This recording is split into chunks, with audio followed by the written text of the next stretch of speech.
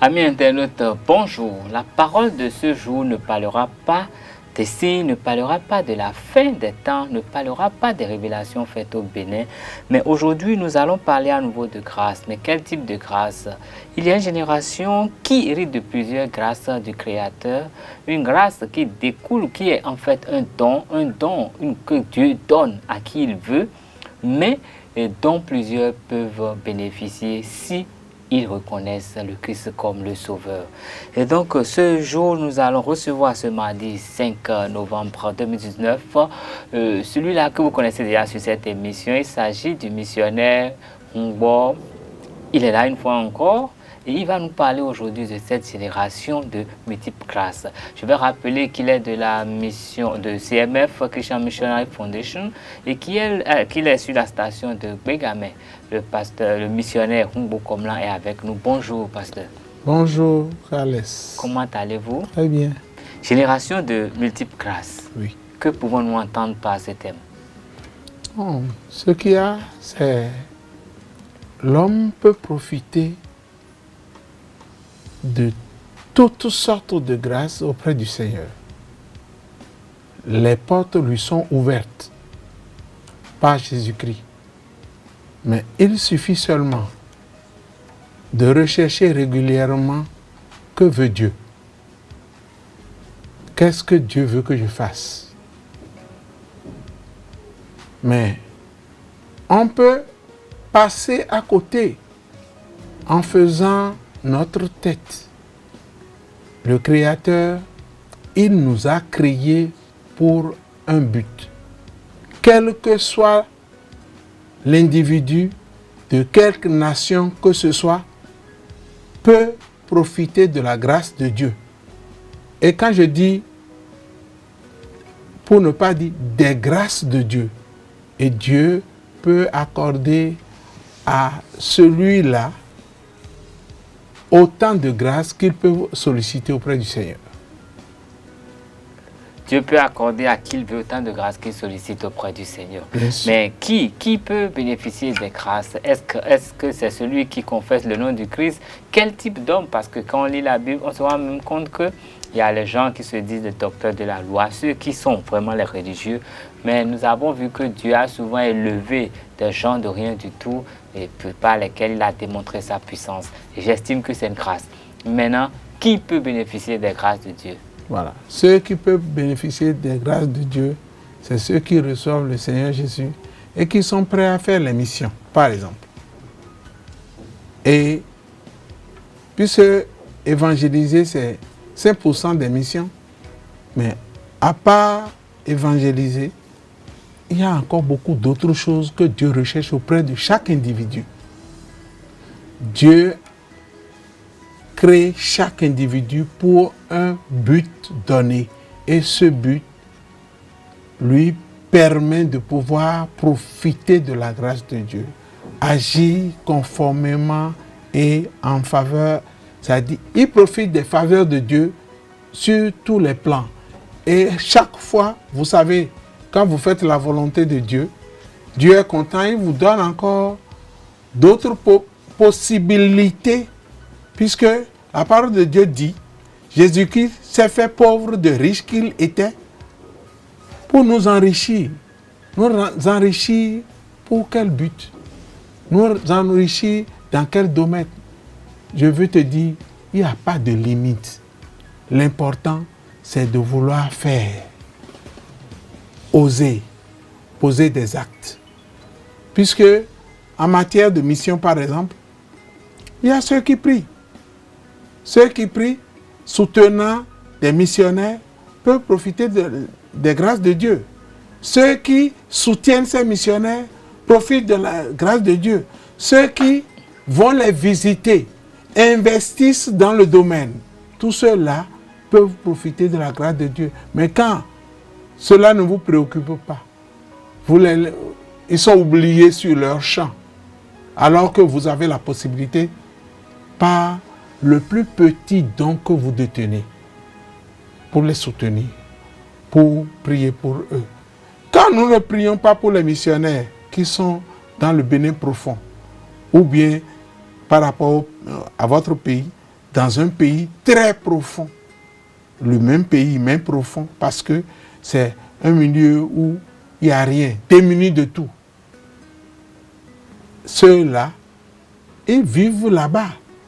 Il faut des gens pour les soutenir, spirituellement, physiquement, moralement. Vous venez de dire que ce sont ceux-là qui font la volonté de Dieu, qui bénéficient de la grâce de Dieu. Mais nous remarquons quand même qu'il y a beaucoup de personnes qui sont dans les églises, des gens qui s'adonnent à beaucoup de choses et qui vivent dans l'indigence, si je ne veux pas exagérer un peu. Comment est-ce qu'on peut expliquer cela? Parce que c'est une génération de multiples grâces quand même. Non, pas toujours.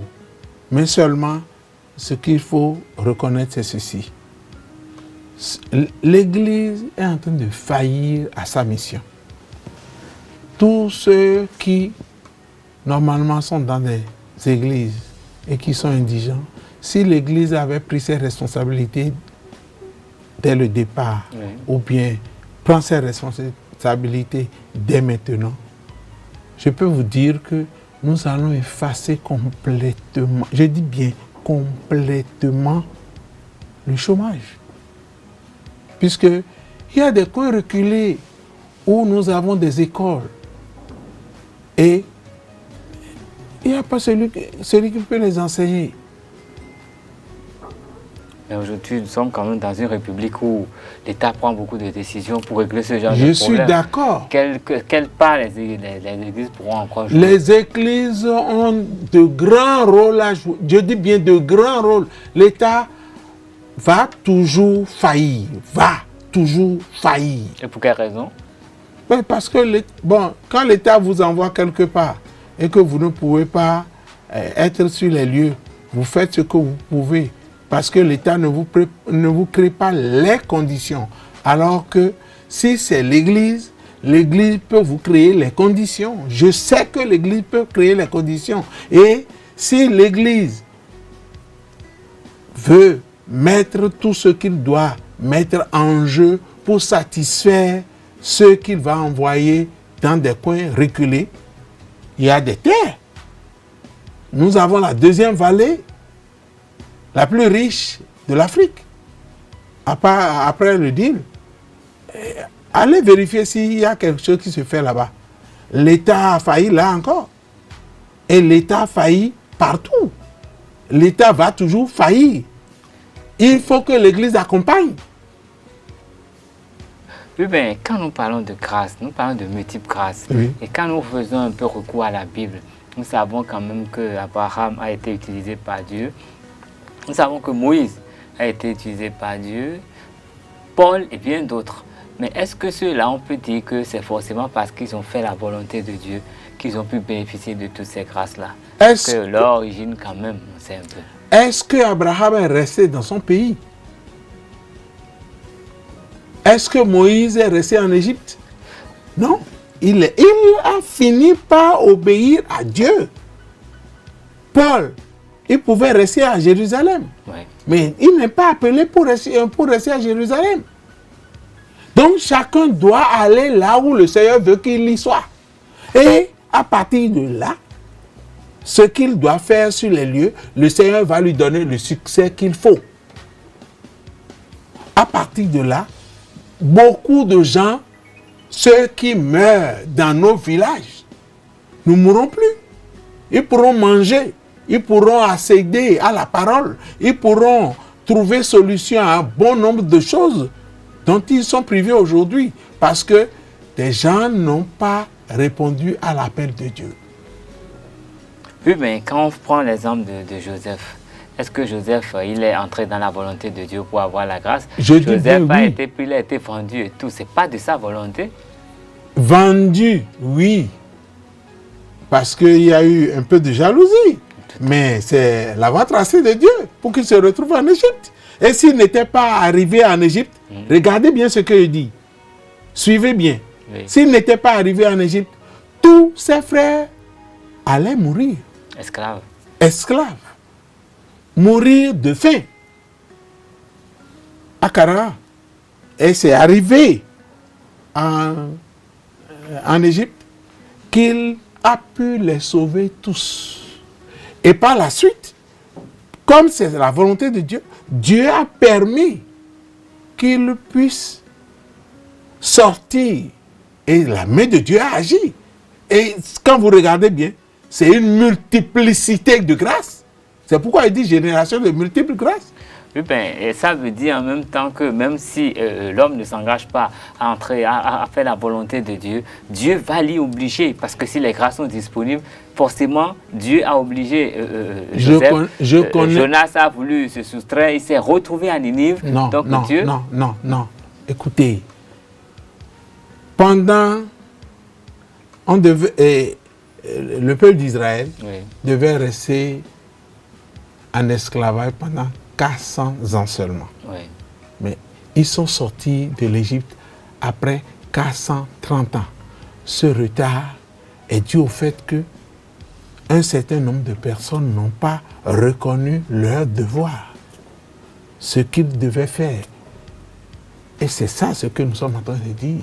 Il faudrait que les églises, sinon l'église, je mets comme ça tout le monde dedans, répondent à ces normes, reconnaissent ce qu'ils doivent faire et recruter ceux qui doivent être recrutés pour aller dans les villages. Nous avons des licenciés qui sont émigrants. Nous avons des maîtrisards qui sont émigrants. Et allez voir, même ceux qui travaillent à MTN d'une manière ou d'une autre, je veux te dire que c'est des gens qui n'ont pas leur place là. Hein. Et pourquoi? Parce que Dieu les veut ailleurs. Eh bien, qu'est-ce qu'on pourra faire ici aujourd'hui au Bénin pour que nous puissions vraiment bénéficier de ces grâces? Que l'Église se lève aujourd'hui comme un seul homme. Si vous dites l'Église, est-ce que vous parlez de l'écuménisme? Je veux comprendre. Parce que quand je ne parle pas d'écuménisme. Je ne parle pas d'écuménisme. Je parle de l'Église. Les églises évangéliques, par exemple, se lever comme un seul homme et se mettre à travailler dans les coins. On ne peut pas commencer partout à la fois d'un trait.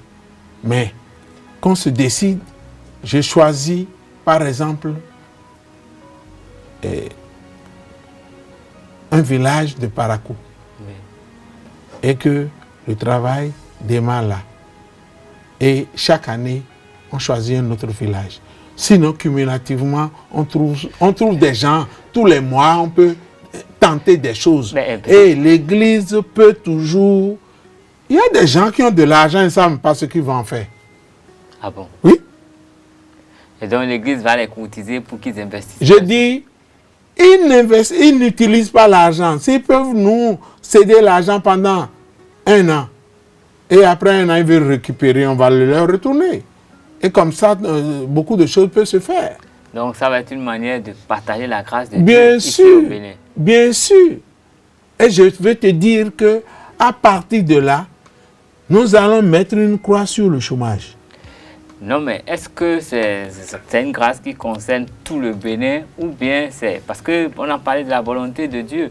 Les gens là qui, par exemple, ne confessent pas le nom du Christ, comment est-ce qu'ils peuvent faire la Hier, je ne confessais pas Christ. Je suis d'accord. Mais depuis que je confesse Christ, des gens m'ont fait des propositions. Je pouvais rester ailleurs. Ce n'est pas ce que je dis. Rien ne se fait dans mon pays. Oui, mais je voudrais comprendre. Oui. Je pense fondamentalement que nous avons des problèmes. Oui. Des problèmes culturels. Oui. Bon, c'est surtout des problèmes culturels. Parce que, dans notre culture, on n'aime jamais dire j'ai réussi. Même quand au marché ça va bien, on dit je n'ai rien vendu. On a tellement peur de l'autre. On a tellement peur de l'autre que nous disons nous ne faisons jamais. pas la culture de la vérité. Voilà. Non, même pas. Nous ne cultivons pas ce qui est positif. Oui. Et puis, quand quelqu'un veut faire quelque chose, il préfère se cacher, il préfère fuir sa famille.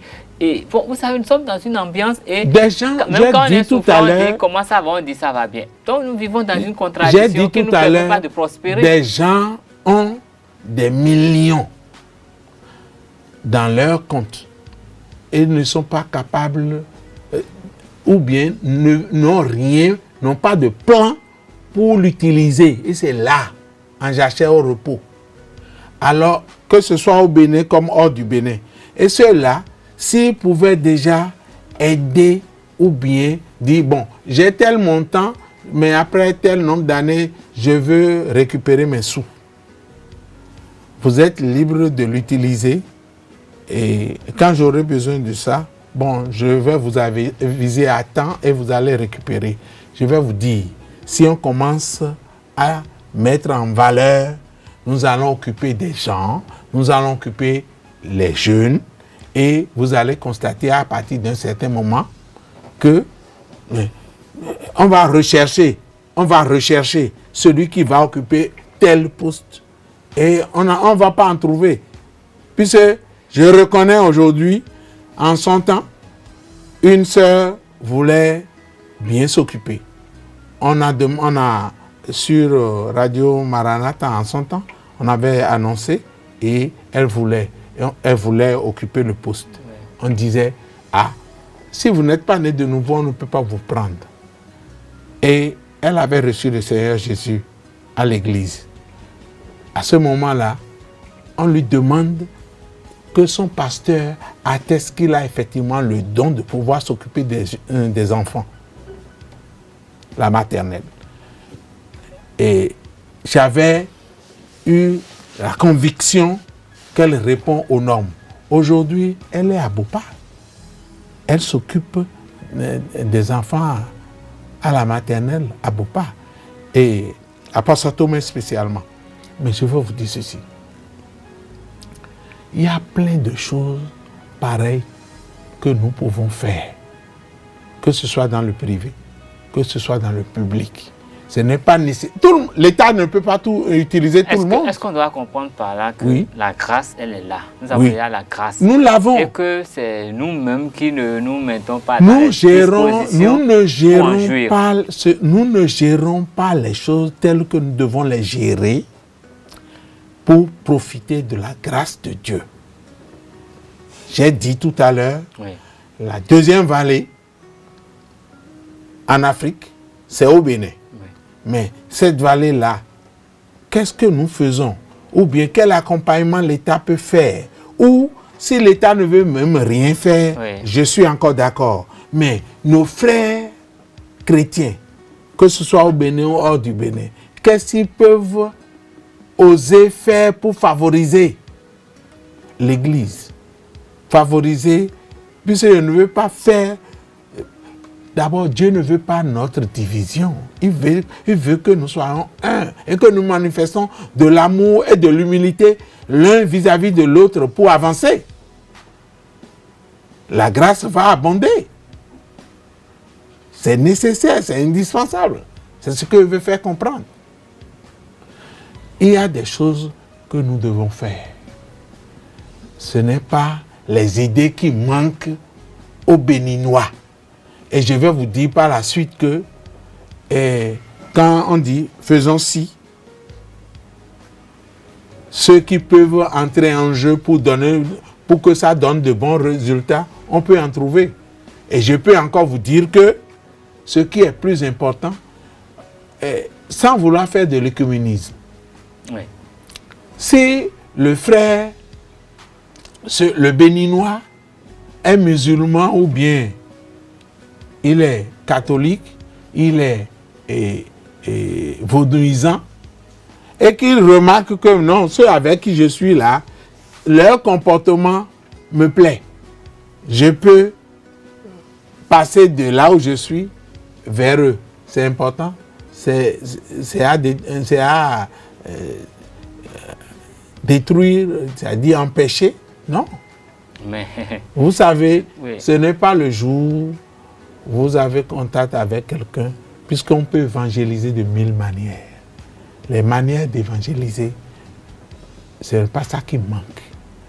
Et je vais vous dire, quand la personne de l'autre côté n'a pas ce dont il a besoin, il passe de votre côté, il a ce dont il a besoin, ne voudra-t-il pas rester avec vous? Oui, c'est humain. C'est humain. Oui. Et manifester de l'amour envers lui, c'est quoi?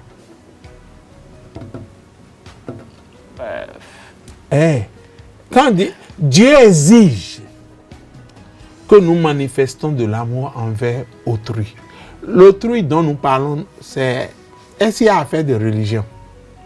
Non, regardons la chose. Autrui dont Dieu parle, est-ce qu'il y a affaire de religion? Ben, je ne pense pas. Je ne pense pas. Mais... C'est les hommes à des moments donnés. C'est les hommes à des moments donnés parlent de religion. Mais ce que Dieu veut, quand vous lisez toute la Bible, là, ce que Dieu veut, c'est suffisamment clair. Oui, mais on dit trop bon, trop couillon en même temps, parce que quand vous faites beaucoup d'humilité... Quand les normes sont là, oui. Qu'ils soient musulmans. Oui. Je connais quelqu'un qui a un gardien Christiani Céleste. Oui. Et je ne sais pas, la dernière fois je lui ai rendu visite, j'ai demandé à l'intéressé, ah, toi tu es ivoirien, te voilà Christiani Céleste, mais j'aurais souhaité que tu vives longtemps. Il dit c'est ce que je veux, parce que les gens meurent trop ces derniers temps. Hein.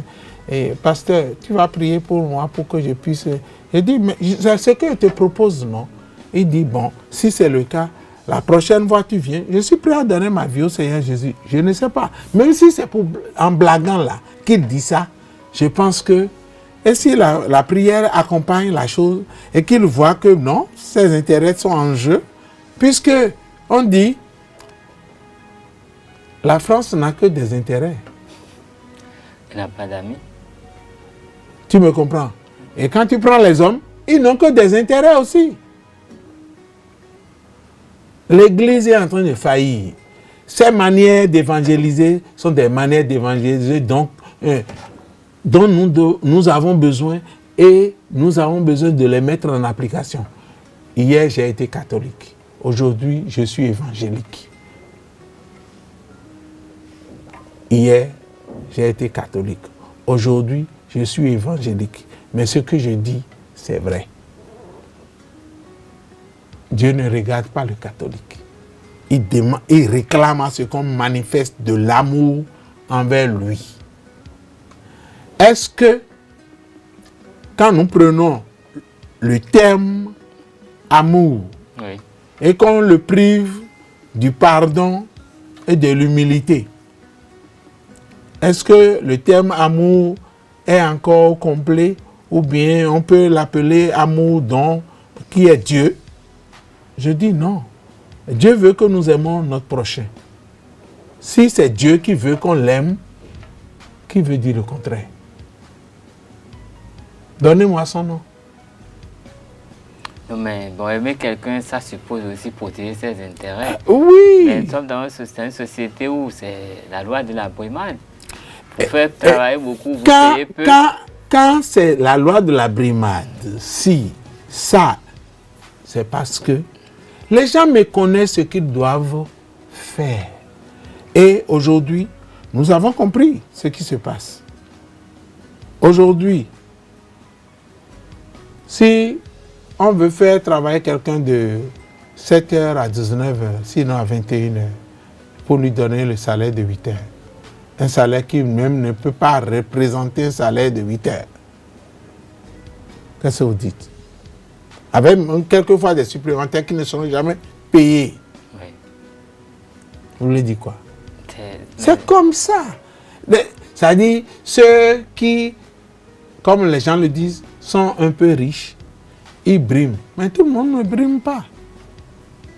Le Seigneur veut que nous puissions passer ce que nous avons là, lui emprunter une partie, hein, sans vouloir exiger au-delà de ce que nous lui avons remis. Si nos frères veulent nous aider, ils peuvent nous aider. Nous allons réussir la vie. Pour réussir au Bénin, Dieu est en mesure de nous aider et va le faire, je suis sûr. Donc, si j'ai bien compris, pasteur, nous sommes une génération qui bénéficie de multiples grâces. Oui. De grâce après grâce. Dieu, c'est le Dieu du Bénin. Seulement que nous avons besoin nous-mêmes de nous mettre dans des dispositions pour que cette grâce se manifeste dans notre pays. Dieu a dit travailler. Nous avons besoin de travailler, de nous aimer. Nous avons besoin de nous donner la main. Nous avons besoin de voir là où il y a des plaies essayer de les penser. Nous avons besoin de nous respecter, de respecter l'intérêt de l'autre. Nous avons besoin de nous investir et qu'on soit chrétien ou pas. Oui. Si nous pouvons entrer dans cette disposition, ça veut dire que forcément, nous allons attirer la grâce sur vous. Si nous croisons les bras, oui. si nous croisons les bras, Oui. nous allons mourir de faim. N'est-ce pas? Si nous travaillons, Oui. si nous mettons l'intellect que le Seigneur nous a donné et que nous appliquons ce que nous pouvons appliquer avec la terre que Dieu a donnée au Bénin, les Béninois vont sortir la tête haute. Je suis sûr. Vous l'avez dit, si les Béninois se mettent au travail avec un peu d'amour, ils vont sortir la tête haute. Sûr. Vous l'avez dit, nous avons discuté pendant 6 minutes et vous avez voulu nous faire comprendre que nous sommes une génération qui bénéficie de multiples grâces et qu'il nous reste à nous de mettre à disposition pour pouvoir vraiment jouir. Nous vous remercions pour cet exercice et nous allons retenir la leçon que nous allons essayer de partager avec tous ceux qui sont autour de nous pour nous donner la chance d'aller de l'avant. Je rappelle que vous êtes le missionnaire Humbo Komlan, vous êtes de la Christian Missionary Foundation, CMF Bénin, vous êtes sur l'église de Bégamé. Et je vous remercie pour avoir fait cet exercice avec nous et je souhaite que tous nos auditeurs, tous ceux qui nous regardent aujourd'hui puissent quand même noter cette leçon pour essayer d'accompagner le développement, pour essayer d'oublier un peu les questions religieuses, mais de travailler avec le cœur pour espérer aller de l'avant. Je vous dis merci. Et merci. Vous qui avez été là, je vous remercie également. Et vous êtes bénis. À mardi prochain.